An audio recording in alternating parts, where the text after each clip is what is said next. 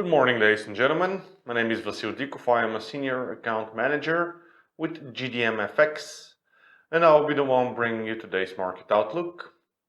We'll start with the North American markets and the events from there. We had the FOMC minutes, which were natural to dovish as expected, with members split on calls on further rate hikes, though there were general consensus that the Fed needed to accumulate more data before moving on rates. Several wanted more confidence on inflation. Inflation suffered this past Tuesday, though some saw the rate hikes soon appropriate. Reasons for why are mainly because of labor market tightening. Most saw US on approaching full employment in the near term. The USD option implied Fed funds futures have sold out post the FOMC minutes and are now implying 12% chance for a September hike versus 18 from yesterday, and in December 40.6 versus 45.1 for yesterday. The Dow and the Nasdaq moved sideways. The DXY is down to 94.57 from 95. The currency pair movement were in the range of 20 to 30 pips all across the board. And today we're going to be having the initial jobless claims, the Philly Fed manufacturing survey, the CB leading indicators. Moving on to the European markets, today we're going to be expecting CPI data from the Eurozone, and on Friday we're going to have from Germany, again, the inflation data, the PPI reports this time. In the UK, the climate count change was minus 8.6 thousand, climate count rate 2.2%, ILO unemployment rate 4.9%, average earnings including bonuses 2.4%, and average earnings excluding bonuses 2.3%.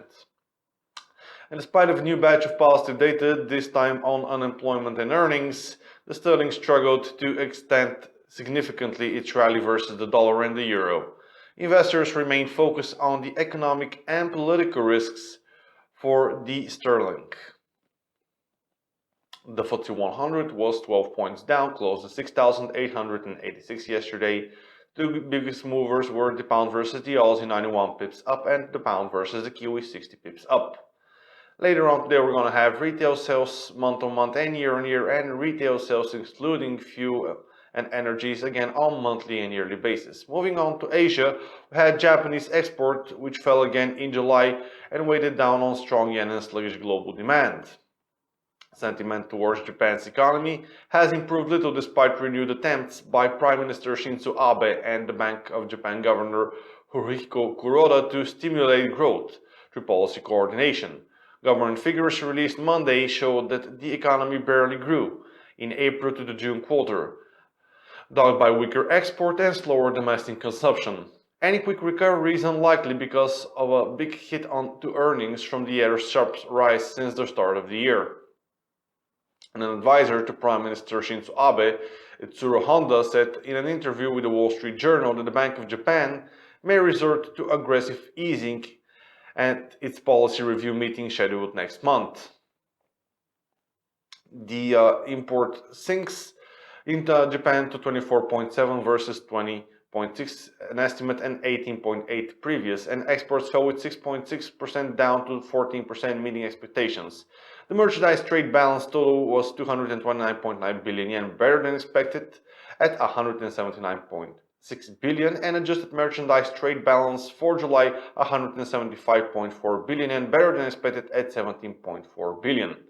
The foreign bond investment for August 12 was 402.2 billion yen, better than the previous at 1,297.5 billion. The foreign investment in Japan stocks were 587.5 billion yen at 94.7 billion. And in China, the house price index for July rose to 7.9% versus 7.3% previously. The Nikkei 225 was 38 points down. The biggest mover was the Australian dollar versus the Japanese yen, 53 pips down, and the US dollar versus the Chinese yuan, 40 pips up. In the Pacific, in Australia, we had part-time employment for July rose to 71.6 thousand versus minus 30.5 previous. Full-time employment fell to minus 45.4 thousand versus 38.4. Employment changes and adjusted 15.2 thousand, better than expected to 15.4 thousand. Participation rate $64.9 expected versus previous, and employment rate 0.1%, better than expected at 5.7%. And commodities, The EIA crude oil stock exchange decreased by 2.5 million barrels for the week ending on August 12th. Oil futures retreated Wednesday ahead of the release later in the session of the official US stockpile data.